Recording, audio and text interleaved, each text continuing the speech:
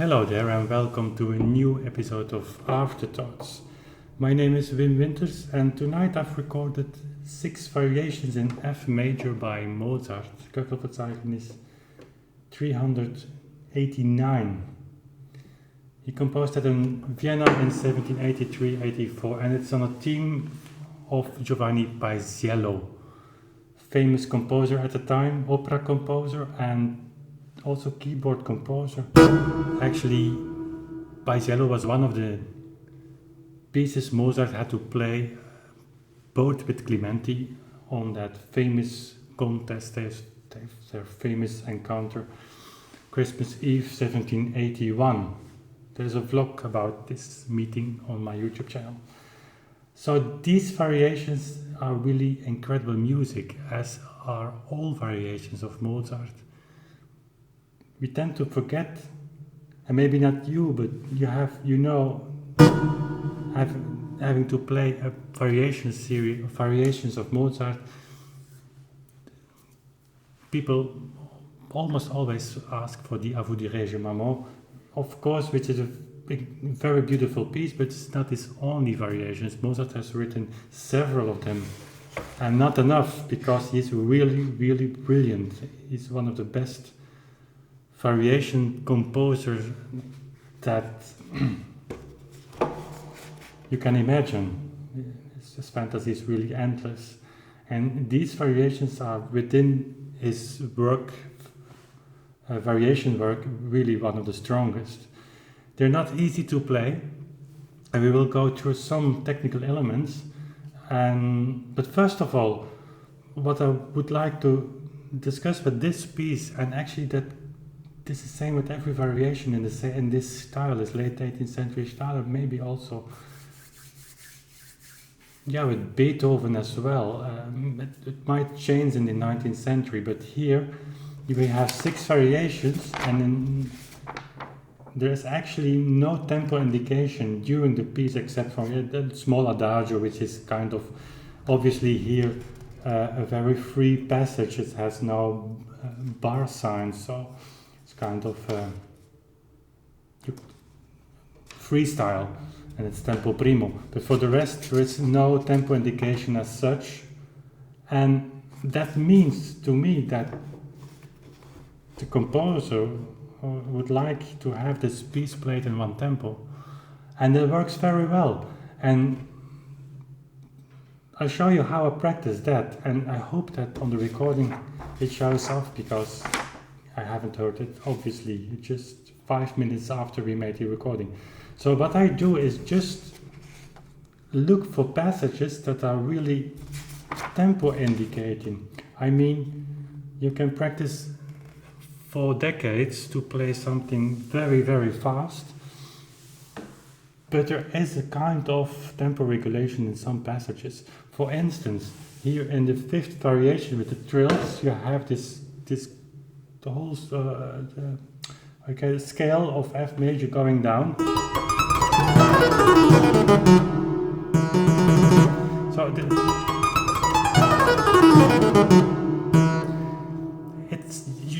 you cannot play it much faster without losing. Maybe on a grand piano you can, but here I think that's kind of tempo. The 6th variation. Of course you can play it fast, but it loses musical sense. I mean, you have the nice rhythmical accent in the bass. Yup, pum pum pum pum pum. Listen.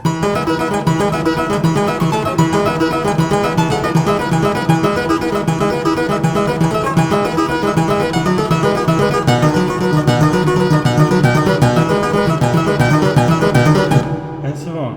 But just as a matter of indication, I'm not saying that you can't play this faster. You can also think that it should be played a little bit slower. But if we take this as a starting point, that's the way I practice. And go to the theme.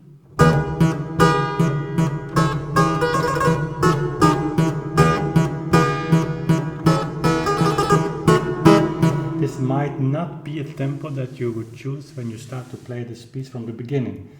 You could think a little bit faster. Maybe it's a little bit too fast. And then the second variation you could even play also in this.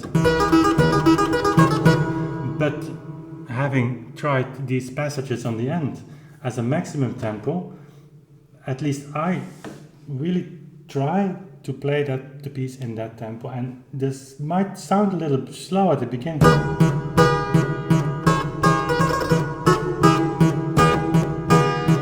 The first variation.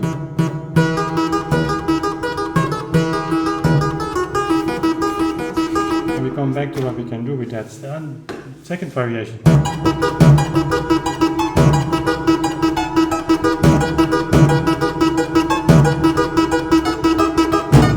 And I'm not saying that you can't slightly change tempo, but in fact you shouldn't. It's very strong when you keep this movement.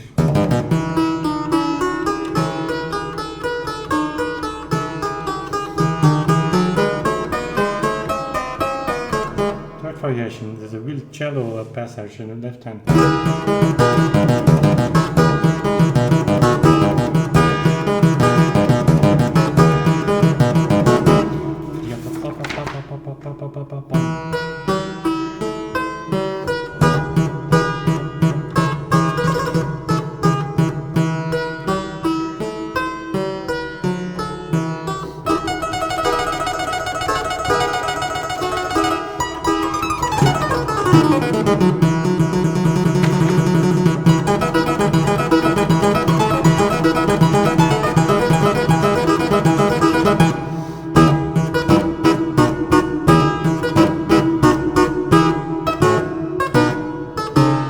So that you have one unity in a complete piece, which is not an easy thing to do. I don't know how you think about this, but for me it's really a matter of concentration, in the sense that you have to keep in mind this beginning tempo. And as I say, I have to listen to the recording tomorrow, probably I will do. And you know, it's not always the case that I'm succeeding in keeping this tempo. You need a very high concentration level for doing that. And let's hope that I just made it. Having chosen this tempo, these variations really have to be worked out, and you can do it in different ways. But for instance, here I give you some examples of what you can do, what you can change, so with articulation and with a little bit of emphasis, accents. So at the beginning you have this tempo. That's the tempo we have chosen. So we work with that. And then, by the way, I give you just one technical tip. The trill in bar 4 is really difficult. You have it in bar 2, it's easy. Except that with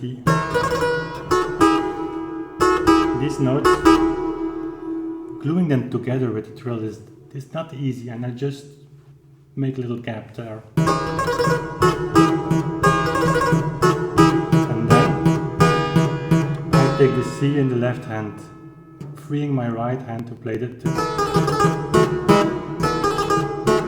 I'm making the same gap as in bar 2, which makes sense because it is a musical figure that I'll separate just a little bit. Going further then, you have in bar 9 these fanfare-like sounds in this. This instrument really has much color when you play this a little bit with a faster touch.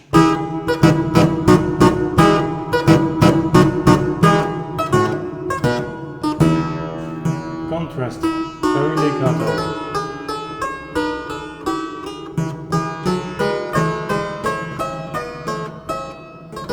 Also here, in this so-called slower tempo, you can do it, add just a little bit, and then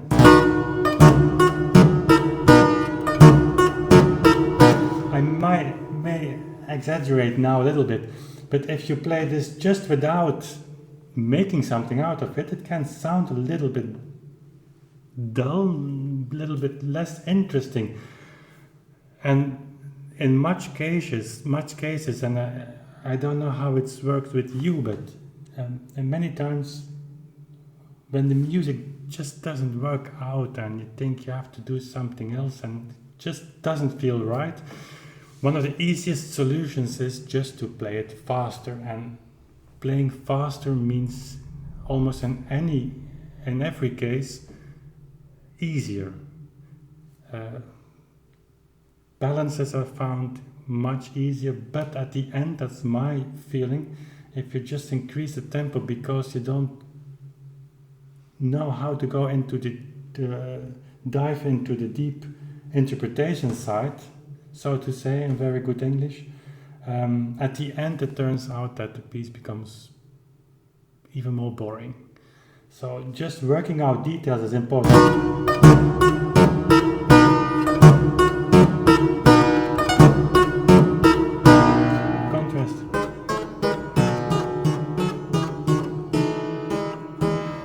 Variation 1, you can play. I exaggerate, of course. Or you can do.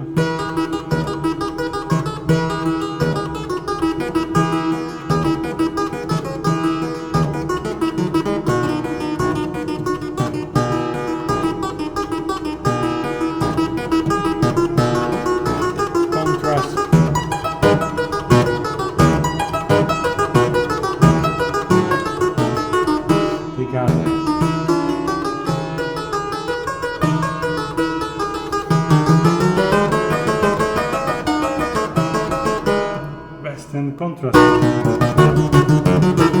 and so on. And then second variation.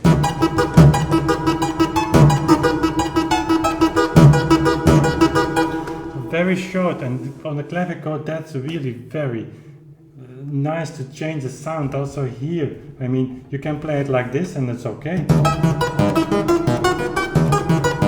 Or you can play it, yeah, I don't know how to explain how I do this technically, but yeah, it's difficult. Play them very short with much speed, kind of weight that you almost go from the string away. I mean, it's impossible to explain, but it sounds like this. Even more, very direct. And then the contrast here.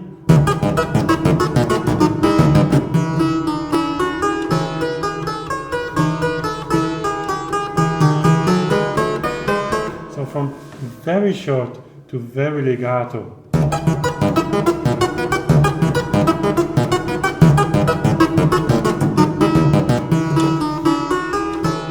Some contrast.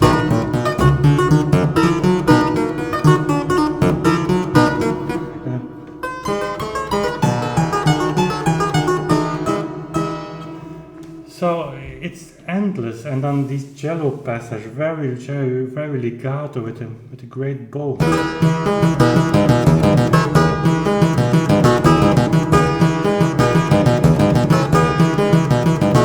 team gives all the room and the space necessary for the left hand, and also here the contrast when you come in articulation.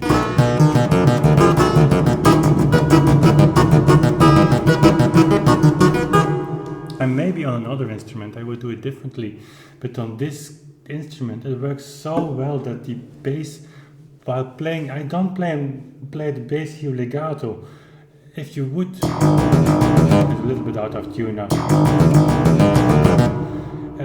Together with the right hand, not so clear. So, but if I make them really staccato, but again here with a lot of energy in the key. And not playing out the key, but just give the energy in the key. Yeah, it's difficult to explain, you should feel it.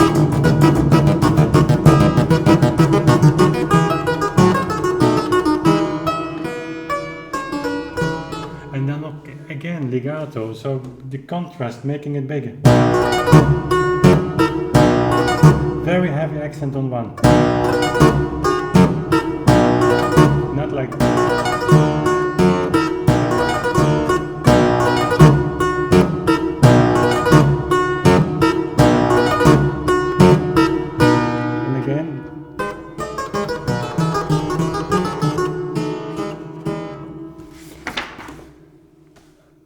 Variation 4, it's the adagio variation. It's written out, I mean it's all quarter notes and 8 notes.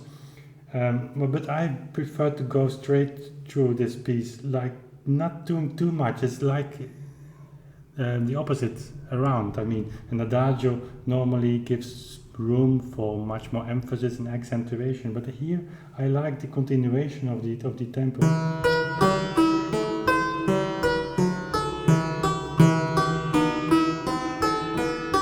With a nice beating that you can add on accents that go over the beat.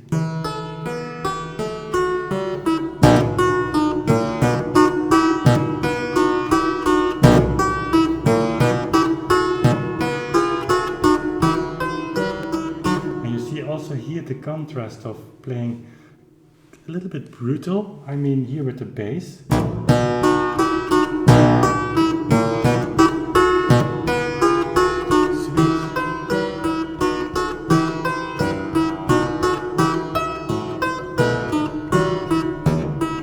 And if you listen carefully, I sometimes, and I do it randomly, it's not on purpose, keeps one note that longer, though it's not indicated, like here.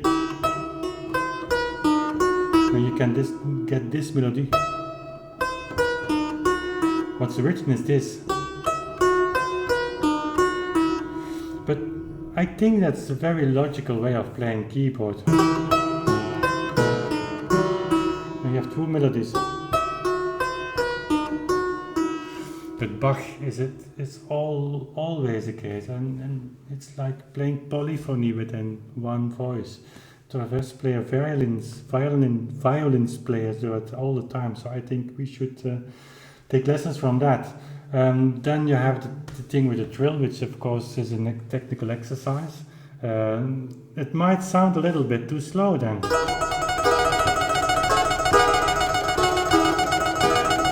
I think that's no problem, just let the tempo go on, and for that time must be amazing music, really. And the sixth variation, we've talked about Clementi and technical achievements that Clementi showed probably to Mozart, at least that's my opinion. And Mozart at 7081 is not the same Mozart technically as here. I mean, this is very, very difficult music. If we play this in this tempo, and it might have been played slower even, I don't know. I just can imagine that it can be played slower, but anyway, we've chosen this tempo. And you come here at the end of this passage.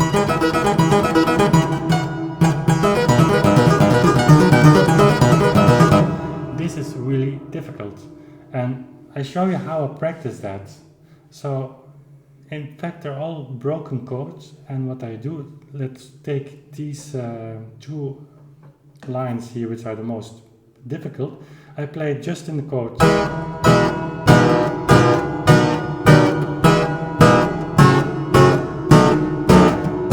But the advantages of this is that your fingers need to be in place, all three or four at the same time.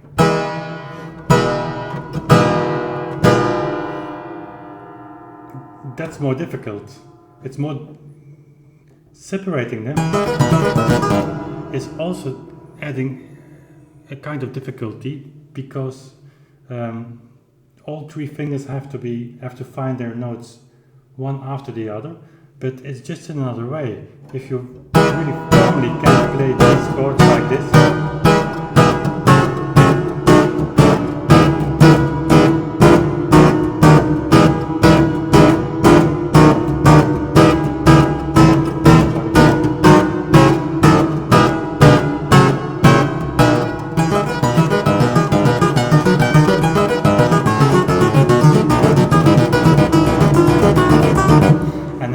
you should try to emphasize the upper note, because that's the middle. And in fact, I try to play it legato. It makes it much more clear. Also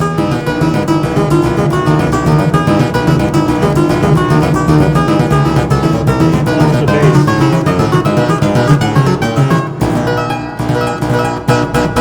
And here, of course, you let the left hand just leave it because it will sound very long. This instrument, the bass is really sounding for seconds, and just not by surprise, this broken chord gives support to the frequencies of the bass, so it lasts even longer.